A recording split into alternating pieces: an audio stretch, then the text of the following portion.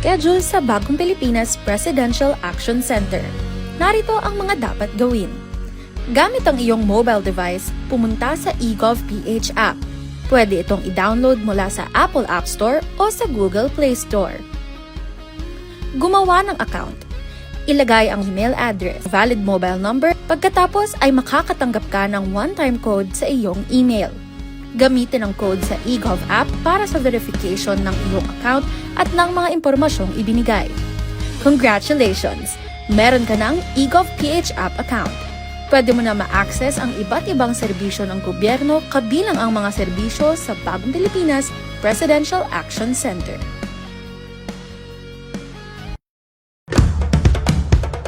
Ito ang Presidential Broadcast Service. Radyo Pilipinas. Radyo Publiko Ng Bagong Pilipinas para sa Bagong Pilipino. Naghahatid ng mahahalagang balita at impormasyon na guugnay ng pamahalaan sa sambayanan. Tulay sa himpapawid ng serbisyo publiko. Radyo Pilipinas. Radyo Publiko.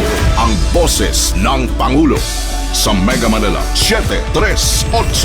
Radyo Pilipinas. Radyo Publiko. Oras, 7 minuto makalipas ang alas 3 ng hapon. Tahanan ng OFW, handog ng Department of Migrant Workers at Radyo Pilipinas, Radyo Publiko, programang maghahatid ng impormasyon sa mga polisiya, programa at mga hakbang ng DMW para sa kapakanan ng ating mga OFWs at kanilang pamilya. Tahanan ng OFW, programang hatid ay agarang serbisyo publiko para sa bagong bayani ng bayan, para sa bagong Pilipinas. Tahanan ng OFW ng Department of Migrant Workers, dito sa Radyo Pilipinas, Radyo Publiko.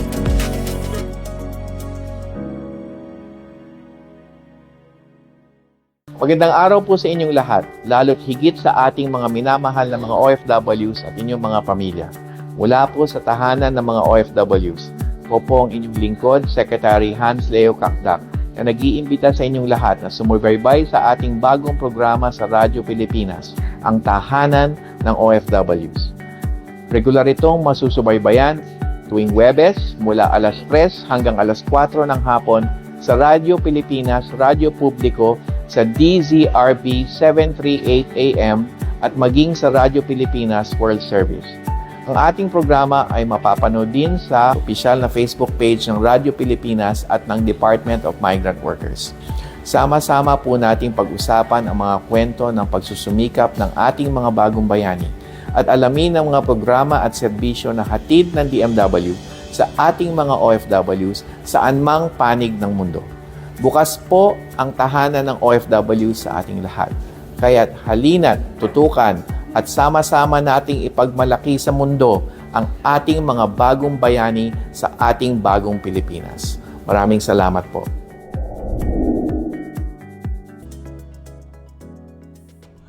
Okay, magandang hapon po sa ating lahat. Magandang hapon po sa ating mga kababayan. Actually, good afternoon. Pero sabi, good morning muna, good morning, good afternoon, good evening kasi ano tayo. Anyway, partner, na-miss kong umupo dito. Ilang linggo ba ako? Parang 3 linggo yata akong wala. Na sunod-sunod, oo, kaya ano. Ako nasalang dyan na partner nang wala ka eh. Oo, at syempre, amin din pong binabati ang amin namang kasamahan, Director Charles Tabu. Kapatid, pag-igihan mo lang at see you next week or next week, di ba? Para sa pag-host at pagko-host ng ating programa naman dito. Pangilang episode natin to, partner? 34? Memoryada. 34th episode, ayan. At kayo po ay nakikinig live na live dito po sa tahanan ng OFW, programang hatid po ng Department of Migrant Workers. At sa pakikipagtulungan syempre ng Radyo Pilipinas, Radyo Publiko. At kami po ay live na live ninyong napapakinggan at napapanood sa aming official Facebook page ng Department of Migrant Workers at sa mga social media channels din po ng Radyo Pilipinas. At maya-maya lamang ang aming pong episode ay may replay din naman sa RP World Service na inyo rin pong maaari namang tutukan. Ayan, partner. Yes, partner. Kaya ng sabi mo kanina, magandang umaga, magandang tanghali, magandang hapon, at magandang gabi sa ating mga ka-OFW na nakikinig at nanonood po sa ating programa sa iba't ibang dako ng Pilipinas. Ayan. At syempre medyo partner, tamang-tama yung episode natin ngayon at gustong-gusto ko yung bansa na pag-uusapan natin. Oo nga Namimiss, actually, hindi namimiss. Parang napapansin ko, napapadalas yata yung binupuntahan mong bansa na yun. Last week kagagaling lang natin dyan at kasama natin si Secretary Hans at syempre tayo yung nagbigay ng isang presentation. Syempre, best practices. Global, alam mo naman, tayo ang the standard. Kumbaga, sinasabi nga nila, ang Pilipinas ang standard. We presented on the best practices sa ADB Institute sa Tokyo, Japan. Benchmarking ito. At syempre, nag-report si Secretary Hans regarding the programs, the policies, and what to expect from the Department of Migrant Workers and how we are actually taking care of our migrant workers. At syempre, naka-highlight dyan, syempre, ang National Reintegration Network, programa sa welfare, programa sa protection, at ang whole of government initiative naman para sa ating mga OFW. Kabilang na dyan ang Action Fund na talaga namang bidang-bida sa lahat ng ating mga programa, di ba partner? Yes, partner. Actually, ito yung isang napakagandang addition doon. Not necessarily, pero ito yung centerpiece ng natin, ng RA 11641 na parating ang pinagpapasalamat at pinagmamalaki ng ating sekretaryo na yung Action Fund ay talagang ang laki po ng naitutulong para mailatag, para mai-put forward yung mga programa at serbisyo ng ating departamento. Dahil ano man natin na kailangan natin ng budget para sa katuparan kung ano man ang mandato na ibinigay sa atin ng ating at syempre even sabi nga nila saan man tayo magpunta, di ba? Like last week when we were with the secretary sa Japan, he visited yung mga kababayan natin na nasa jail, may jail visit. He also interacted with some of our distressed workers, may namatayan, merong may sakit. Ayan. At syempre, Action Fund pa rin syempre ang naka-frontline. At syempre, ang isa sa pinakamasayang highlight ng bawat pagbisita naman ng ating mga kasamahan sa departamento sa iba't ibang bansa ay syempre ang pakikisalamuha at ang pakikipag-interact natin sa ating Filipino community. Nako partner, ang Philcom meeting last week ay naging concert meeting. Wow. Syempre Japan di ba? So ang ating mga dating mga overseas performing artists ay mga dating mga OPAS at the same time yung ating mga nandoon pa rin na mga OFW. Syempre sabi nga nila ang Pinoy daw pag may abutan mo ng microphone, patugtugan mo, kakanta yan, di ba? Sasayaw yan. Kaya napalabang kami ni Sekhan sa kantahan at sayawan last week. At buti na lang nailipat nyo yung mic. Kasi baka yun ang challenge minsan. Pag naibigay yung mic, hindi na nailipat. Kaya masayang-masaya. Kaya maya-maya lamang po, syempre, ay pag-uusapan pa natin ng iba pang mga tungkol din naman sa natawag nating The Land of the Rising Sun, ang Japan. At sa panguna yan, syempre, ng ating bisita sa hapon na ito. Concurrently, Director ng Institute of Advanced Strategic Studies on Migration Development, yung ating Research Institute, at tagapamahala din ng ating tinatawag na Japan Desk, di ba? For several months na, for more than a year now, she's been handling our Japan Desk. Pero bago yan, partner, makibalita po muna tayo. Ilan muna po mga balita mula po sa ating tahanan. Balita mula sa tahanan. Magandang hapon, narito ang mga pinakamalalaking balita sa DMW nitong nakalipas na linggo. Kumusta, Kabayan Up? Inilunsad. Alinsunod sa direktiba ni Pangulong Ferdinand R. Marcos Jr. na siguruhin ng maayos na kondisyon at kapakanan ng overseas Filipino workers, inilunsad ng Department of Migrant Workers at ng Overseas Workers Welfare Administration ang Kumusta, Kabayan Up. Ito ay para sa mas mabilis at agarang tulong sa kanilang pangangailangan o anumang emergency. Sinabi ni DMW Secretary Hans Leo Kakdak na sa paggamit ng naturang app, ang DMW at OWA mismo ang tatawag sa OFW para mga musta at siguruhin ang agarang tulong para sa kanilang pangangailangan kabilang ng DMW Action Fund, repatriation, legal, pinansyal at reintegration. Maaaring ma-download ng mga OFW sa kanilang mga mobile phones ang app na konektado sa DMW OWA electronic system at database ng OFW registration at membership, case management, at welfare reporting. Ilan sa mga features ng app ay ang Kumusta Kabayan Survey, kung saan maaaring sagutin ng OFW ang kanyang kalagayan sa kanyang employer, ipabatid ang working at living condition at kung tama at nasa takdang panahon ang kanyang sahod. Kasama rin sa app ang kompletong hotline numbers ng DMW OWA and 1348 na maaaring tawagan ng mga OFWs 24/7 para sa anumang emergency. Makikita din ang hotline numbers ng mga migrant workers offices at mga DMW regional offices. Balita mula sa tahanan. Migrant Workers Office sa Cambodia itatatag.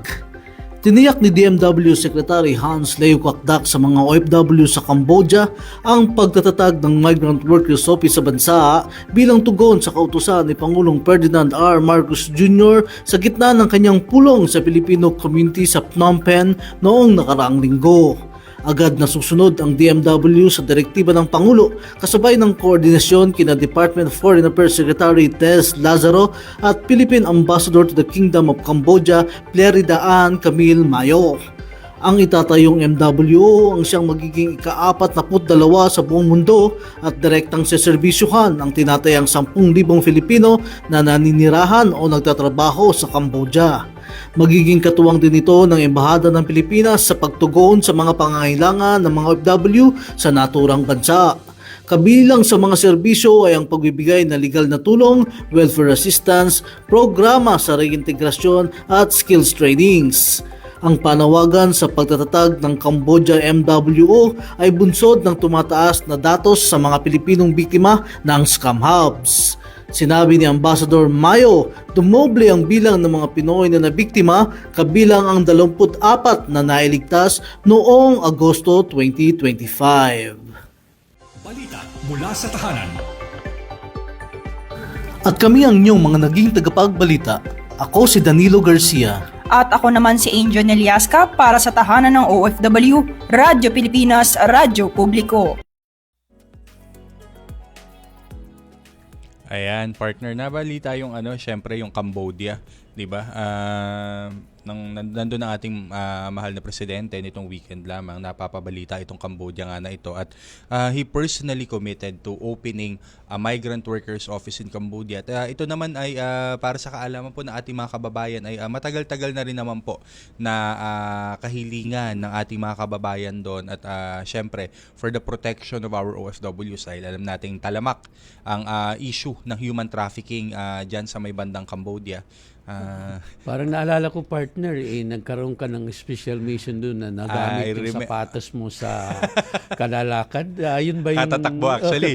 I remember that. That was 2023. Isa po sa mga natin yan. Isa sa ating mga kumbaga hindi malilimutang mission. Kumbaga gamit na gamit ang ating skills sa pagtakbo, 'di ba? Hindi ang ating legal skills ang nagamit ng mga panahon na yun ating skills sa pagtakbo sa syempre ay pagtulong para mailigtas ang at that time 16 na mga kababayan natin na naging biktima at napasabak nga dito sa scam hub na to. And from time to time ay bumabalik tayo dito kasama ang Migrant Workers Protection Bureau para po makapaghatid ng tulong at maka-interact doon sa mga kababayan natin. And it's very timely, partner. Yes, very timely. Marami tayo dito marami tayo dito mga kababayan, lalo na yung mga teachers. Ayan, yung mga teachers, marami diyan mga nagwo-work sa hospitality industry, sa mga hotel at sa mga tourist sector nila ay napakarami din. Kaya sa mga kababayan po, anytime po ay mabubuksan ng ating Migrant Workers Office dyan at pinagtutulungan na po ito. Nasa documentation stage na tayo, pagdodokumento na ng mga kinakailangan para sa lalong madaling panahon ay maipasimulan na ang ating Migrant Workers Office dyan sa pagtutulungan po syempre ng ating Department of Foreign Affairs at ng ating Department of Migrant Workers. Ayan. Partner, Nung nagkaroon po tayo ng Filipino, sina Philcom, Secretary at saka ang ating Pangulo sa Cambodia, mayroon isang OFW na nagbahagi ng kanyang komento at pasasalamat sa sinabi nga natin na nakatagdang pagbubukas ng ating Migrant Workers Office sa Cambodia. Siya ay si Sir Antonio El Chico, isang teacher sa St. Jude International School. Kasunod niyan ay ang of course Maya-maya nabanggit lamang, niya oo. yung mga yung kanyang kagalakan at pasasalamat ng komunidad tungkol dito nga sa pagbubukas. Sa pagpapatayo ng Migrant Workers Office dito sa Cambodia. Nagpapasalamat po kami at hindi mo kami pinapabayaan dito. It's for the benefits of us, all teachers, not only teachers, but all the workers here. Masayang-masaya po kami at hindi mo kami pinapabayaan. I think na pag natupad po ito, magiging mas meron kami magiging benepisyo para po sa paghihirap namin sa aming family at sa aming mga future. Yun lang po, Pangulo, at daw ay maging malakas kayo.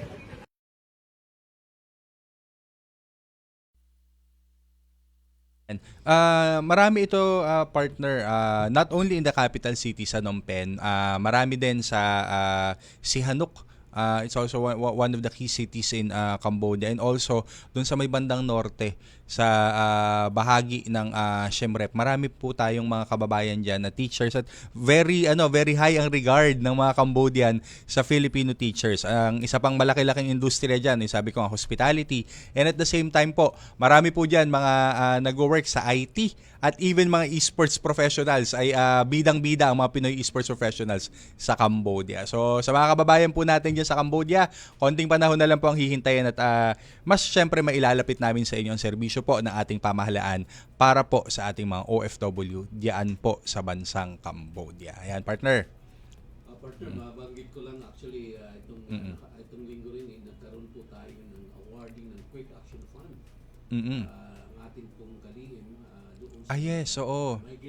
Last week, late last week sa Bulacan. Oo, sa Bulacan. mga apektado po ng continuous na inclement weather at saka yung pagbaha. So napakaganda nito, kasama ito doon sa programa ng Action Fund natin. Ito quick na tulong para sa mga kababayan natin, lalo mga OFW na naapektuhan. At ang kanila syempre yung mga pamilya. Yes po. So, kasunod lamang po nito at maya-maya lamang po ay atin naman na syempre ipapakilala ang ating guest at wait lang. Ang ating guest po sa hapon na ito para naman po mapakinggan ang mga programa ng ating tinatawag na Japan Desk at ang ating Research Institute. Ayan. So, sino ba ang guest natin ngayong hapon na ito, partner?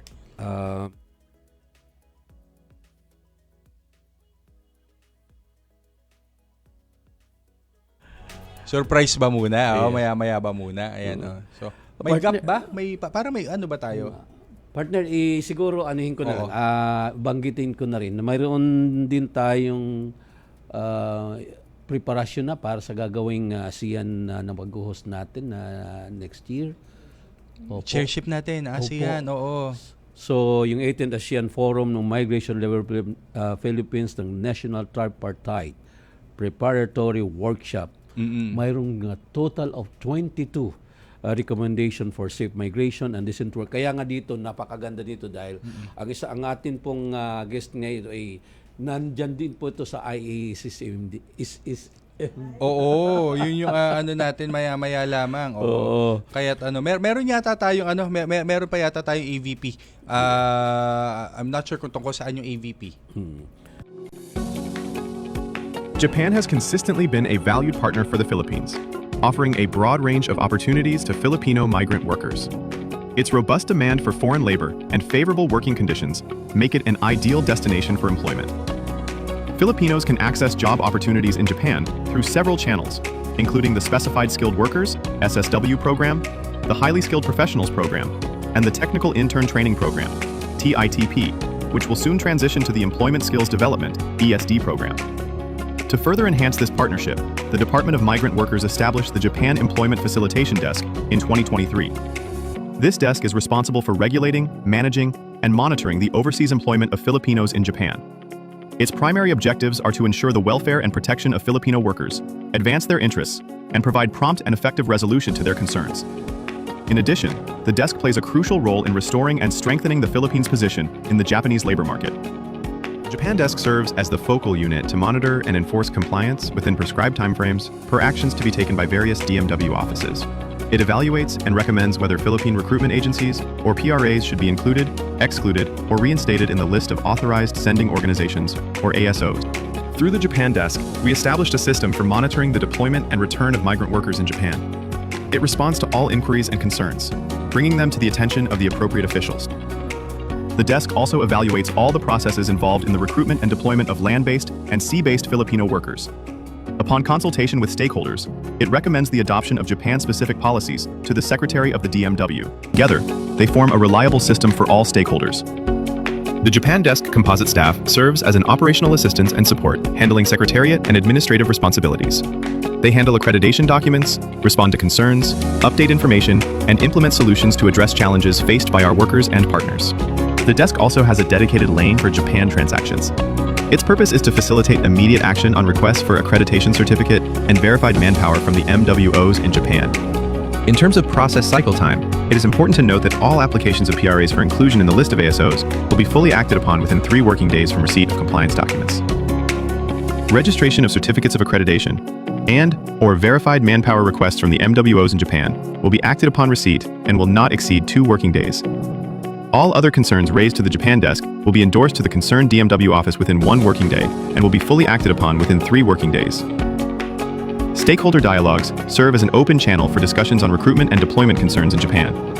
Hosting regular dialogues, the desk ensures transparency, collaboration, and mutual accountability. The Japan Desk recognizes partners who uphold ethical recruitment standards, comply with DMW regulations, and provide immediate assistance to OFWs in need. Through incentives, rewards, and recognitions, we encourage a culture of responsibility and care. The Japan Desk goes beyond being a simple facilitation center. It serves as a bridge of trust and support. Working collaboratively with employers and recruiters in Japan, the desk upholds principles of integrity, compassion, and dedication. Its unwavering mission is to fortify the partnership between the Philippines and Japan, creating meaningful opportunities for overseas Filipino workers. Through the Employment Facilitation Desk for Japan, the Department of Migrant Workers demonstrates its steadfast commitment to protecting every Filipino worker, advancing fair opportunities, and deepening the connection between the 2 nations.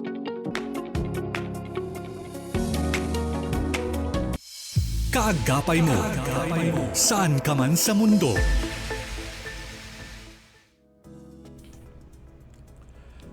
Partner, bago natin ipakilala ang ating guest, gusto ko lang batiin ang PBS sa kanilang 78 years anniversary ngayong araw. 78.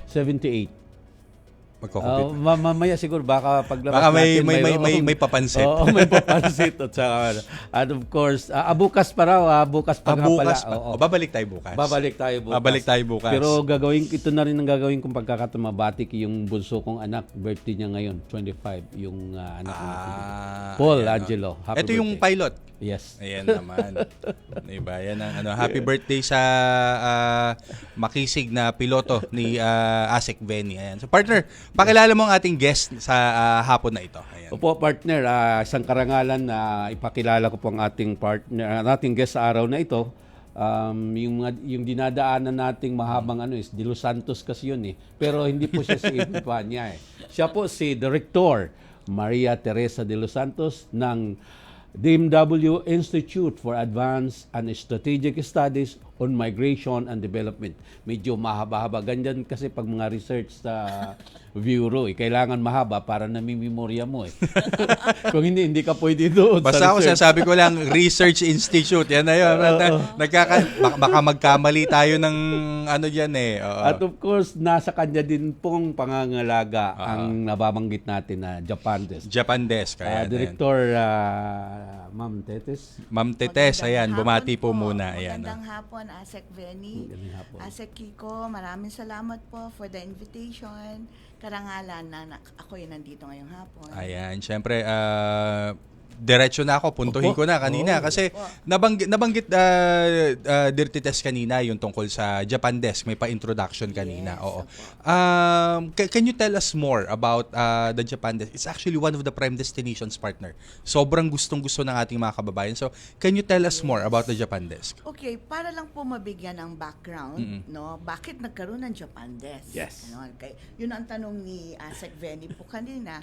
So, way back 2023, ang ating dating secretary, si Secretary Susan B. Ople, na nagpunta ng Japan with the President, siyempre nagkaroon ng mga usapin with the communities, with the employers, with the partner government agencies in Japan, at sari-saring problema ang pinarating sa ating secretary.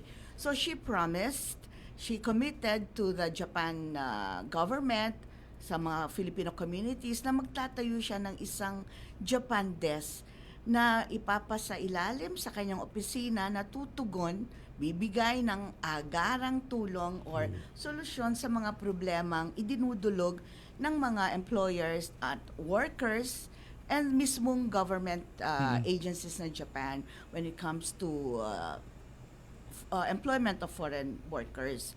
So yun po, yun ang main reason kaya it's the only country destination sa buong mundo na merong special desk dito sa DMW. So we call it the Employment Facilitation Desk for Japan. At ang kanyang pinaka-objective, ayun nga, no, siya yung magiging bridge ng DMW at ng mga agencies sa Japan like the Ministry of Health, Labor and Welfare, Ministry of Justice, no, na pag meron silang kailangan na gustong malaman from our side, meron pong immediate office, specific office na nakatutok sa mga tanong ng mga Japanese officials na ito. Plus, yun din po, yung mga OFWs natin sa Japan, marami din na naghumihingi ng tulong sa atin, nag-i-email tungkol sa kanilang mga kontrata, gano'n, on magpapatulong sa MWOs natin, nagpapatulong sa ating direct hire unit, yung mga gano'n, no? So, again, it's immediate so, Dirty Test, action po ang yeah, kailangan. and when it's very much welcome, di ba? And then speaking of immediate and yung mabilisan, because it's actually, sabi ko nga, it's a good market, di ba? Well, what's the market outlook for Japan? Meron pong in one of the forum na attend natin, no, and also sa mga lectures na binibigay ng embassy ng Japan, merong mga 820,000 foreign workers na kailangan ng Japan. Actually, when we had last year, nagkaroon tayo ng job fair sa Robinson's Galleria. No, it was the biggest ever job fair na dinaluhan ng ating mga Actually, kababayan. pasensya na po sa mga kababayan natin. Talagang nag-apologize tayo dun sa kasi alam mo yung partner, nagpe-pre-register na tayo. Tapos nag-anticipate tayo ng twice that number pa na mag-walk in. Iba talaga yung dagsa nung sinabi nating Japan. Parang nagkaroon ng field day. Kulang na lang parang may mall-wide sale ang datingan. From several floors talagang umiikot yung ganun kagusto ng mga kababayan natin. Kaya watch out po kasi hindi lang naman po sa mga jobs fair naman available ang mga jobs for Japan. Ma'am Tess, di ba? Opo. Tsaka kasi ang Japan isa sa mga may aging population na tinatawag. Yes, So nangangailangan talaga sila ng mga workers sa kanilang bansa, no, especially sa larangan ng caregiving din. So tayo ay sa mga lililigawan, sinusuyo tayo ng Japanese government na yung ating mga caregivers ay mapunta sa kanila, ma-employ nila. Partner, gusto ko rin natanong si Dirty Test na may mga, ano ba yung mga existing partnership at collaboration natin? Kasi alam ko may mga training program tayo, mga TITP. Ano ba yung sabihin ng mga ganon para Okay. sa mga... Ang TITP po at saka yung, or we call it the Technical Intern Training Program at yung SSW. Yes. So that's the specified skill worker program ng Japan. Ito yung categories ng workers nila. So, ito ay mostly nasa manufacturing, industrial sector ng Japan, ganon. So, may specific work categories din po under these two programs. No, marami sa ating mga kababayan ang pupunta ng Japan under these two programs. Pero, isa pa sa reasons kung bakit ang Japan ay merong special desk kasi nagbubukod tangi rin ang Japan na may tinatawag nilang different pathways. Yes, oo. No, on how to get employment doon. So, nandyan nga po yung TITP, nandyan ang SSW, tapos meron pa sila mga professionals, highly skilled workers, meron pa tinatawag na designated activity, plus yung sinabi nyo kaninang OPAs, Yes, ASEC, no? So, yan po, no? So, maraming visa categories or pathways na maaring gamitin ng mga kababayan natin to get into employment sa Japan po. And like last week, partner, di ba? Sabi ko nga kanina, si Sec, si Sec was, nadalaw niya yung ating yung may prison visit, may mga ganyan. I was fortunate din naman on the sidelines noong conference ay bumisita ako sa ilang mga work site just to interact and to check on our workers. Alam mo, tuwan-tuwa sila. Alam mo yung parang ang sabi nga nila and yung one of the work sites na visit namin ay isang construction site. So, sabi ko, kumusta naman po? Ang bungad agad sa akin. Sir, ayos naman. Masaya yung work dito. And you could just see kasi yung tools, yung technology, talagang yung protection, yung occupational safety nila, top notch, yung mga nila. And when we asked the employers, yung kanilang mga kasamahan doon, kung bakit gustong-gusto yung mga Pinoy, because apparently that's just one of around I think 13 or 14 na simultaneous na construction site na pinapatakbo nila. Ang sabi sa amin ay because Filipinos are very nice, very happy daw, very very happy, and they're very humble and very easy daw na makasama at very easy na maturuan. So talagang very Yes. ma'am, di ba? Opo, maganda ang pagtingin sa atin ng mga Japanese employers. In fact, ito lang pong nakaraang buwan, ilang mga prefectures, mga governors ng Japan ang bumisita sa atin, nag-courtesy call kay Secretary, at talagang ino-offer nila ang kanilang mga lugar, ang mga available jobs nila, para ma-attract ang Pilipinas, para magpadala ng workers doon. Sinasabi nga po na meron tayong mga competitors na tinatawag like mga Vietnamese, Cambodia, ganyan. Pero yesterday, another employer came to the Japan desk at ang sabi nga niya ay mas prefer pa rin niya ang mga Pilipino. So, nakakataba ng puso. Yes, oo. Kaya, So yun yung mga isa sa mga kailangan natin talagang ipagmalaki. Kagaya ng nasabi nyo, yung bumisita yung governors po ng Kagawa Prefecture, Prefecture, Aichi, oo. Previously, there was also Kyoto Association of Employers Employers, na punta rin po dito, plus yung unang-una yung Ibaraki Prefecture. And we're looking at the trend, partner, ha, kasi it's usually labor agreements are usually bilateral in a sense that it's a country to country agreement. Parang we have JPEPA, for example, at yung mga yung mga nakapaloob sa kanya. But in a way, we're looking at a trend na yung mga mismong prefecture o mga probinsya ang dumadalaw na because they also have something unique to offer. Yes. some of them would actually, yung iba nga may kompetensya eh. Parang you come to our prefecture because we have better, may mga standards sila. We have may mas okay ang package, okay ang pay, may mga ganyan sila. So libre sake every day. di ba? Parang yan yung mga ano nila, unli sushi at unli mga ano. But yeah, you nakikita natin na talagang yung premium at yung pagmamahal, yung kagustuhan na makakuha sila ng Filipino worker is really there. Nare-recognize naman nila ang galing loyalty ng Filipino workers, of course yung skill nga and yung attitude ng mga Filipinos daw.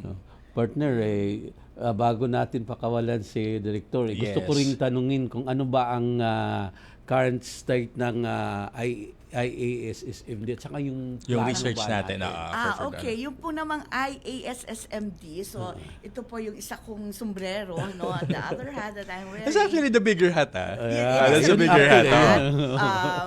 Pero equally matrabaho din yung Japan Desk kasi yun nga it's instant gratification na tulong po, no?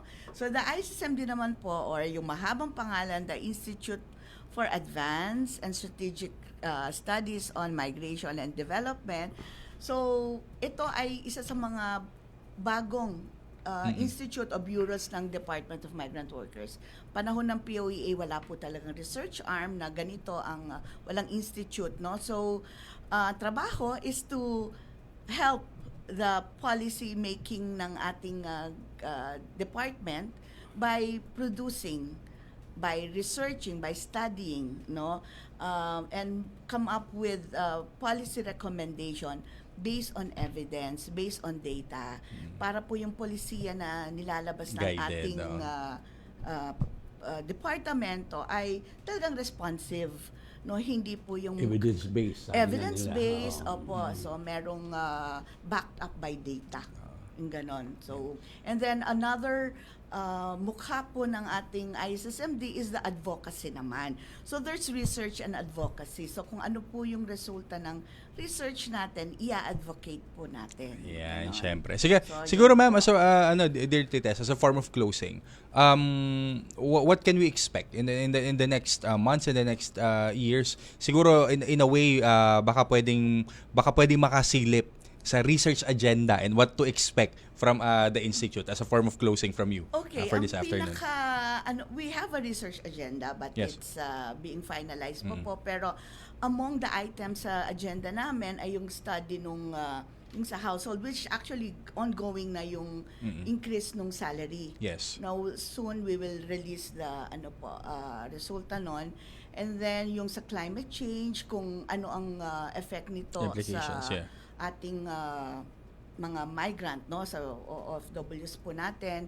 And then isa siguro sa pinaka-aabangan din is yung social protection for children left behind. Yes, so it's very So important. ito po isa sa major studies or research na gusto namin gawin. Ito rin ay matagal na rin hiningi ng ating First Lady Marcos, no, sa atin na pag-aralan on how the department can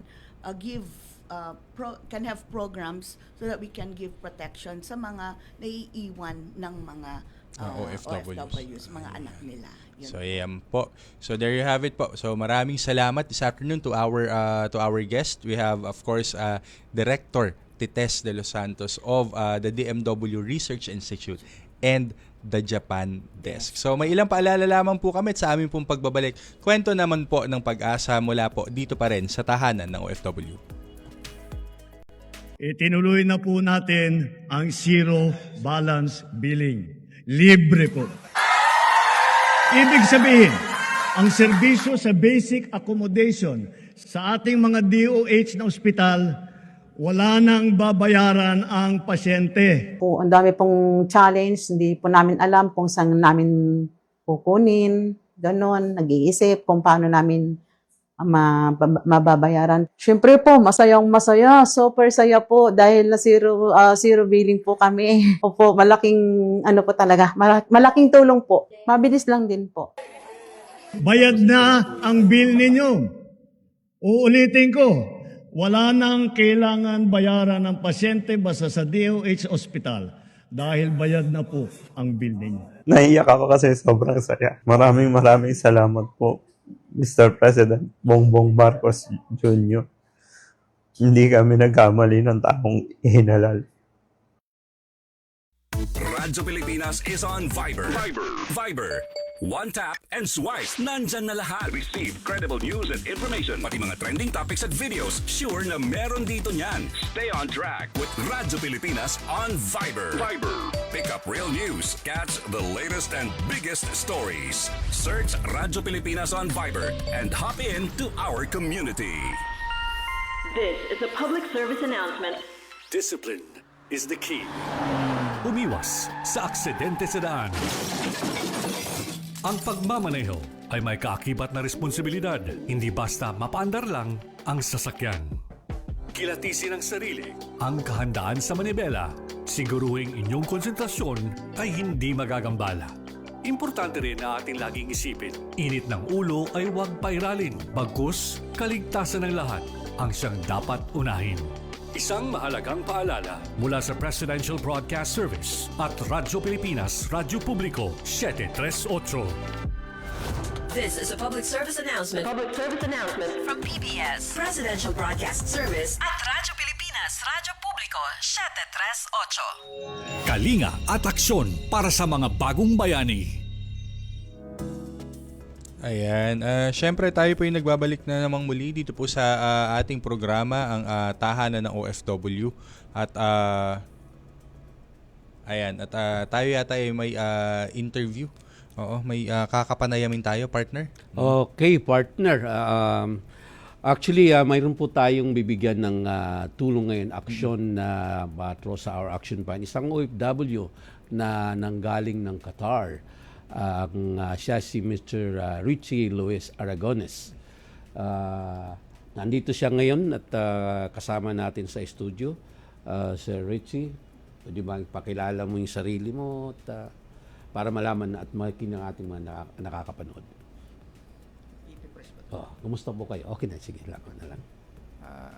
Ako po si Richie Luis Aragones, nagtatrabaho sa bansang Qatar.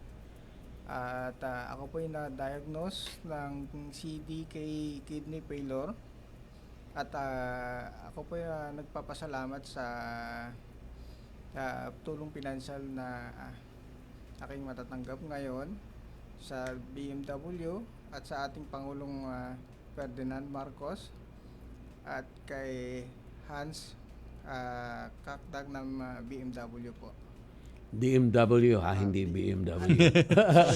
Okay, Sir Richie, kwento mo nga, ano ba ang trabaho mo nung nandun ka sa Qatar? Bali po, ang trabaho ko po doon ay blaster painter po ako. Tapos, nung after 6 months po, na-promote po ako bilang assistant na quality control po.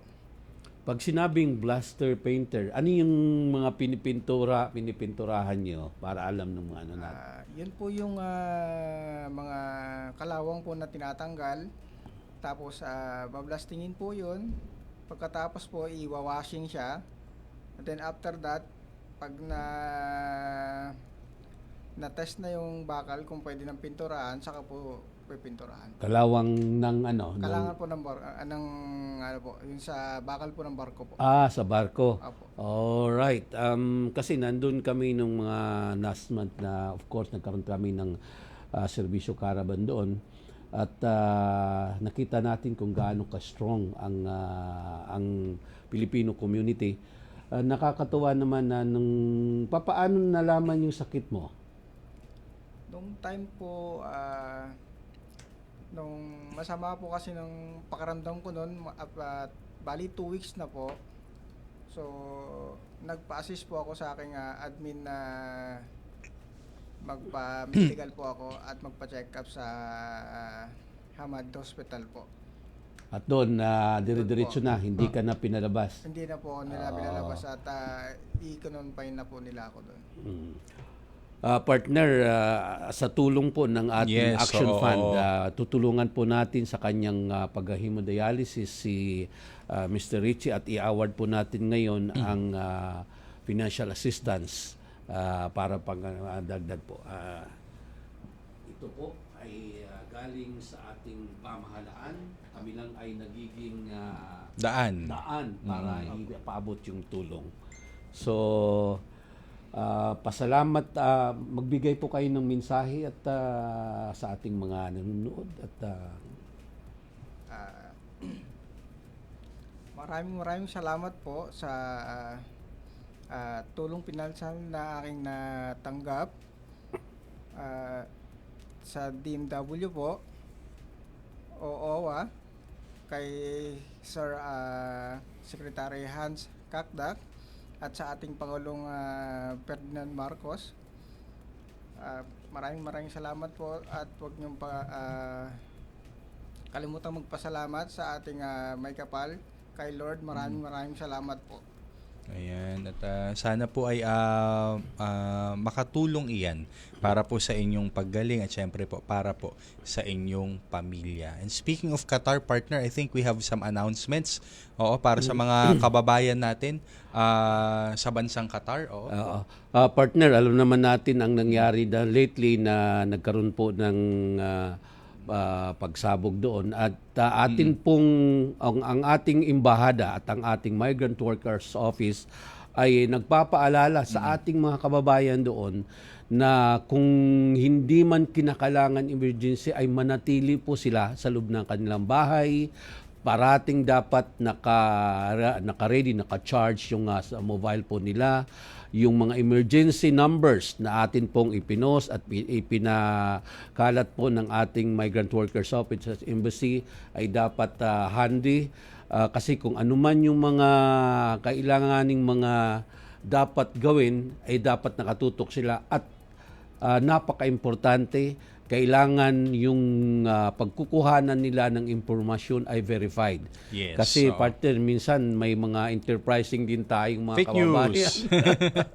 Ayan, na baka kung ano lang mayroon. So verified yung information at parating nakahanda at nakaalalay po ang ating embahada at ang ating Migrant Workers Office sa ating mga kababayan doon. And of course, yung time na yun is nandun ang ating secretary at si Secretary Hans saka si Undersecretary June Rasul para sa bilateral agreement na dahil syempre yun nga sasabi nga talagang hindi natin on the ground tayo sa mga ganitong pagkakataon. So mga kababayan po natin dyan patuloy lamang po ang ating ibayong pag-iingat. Syempre samahan na rin po natin ang dasal.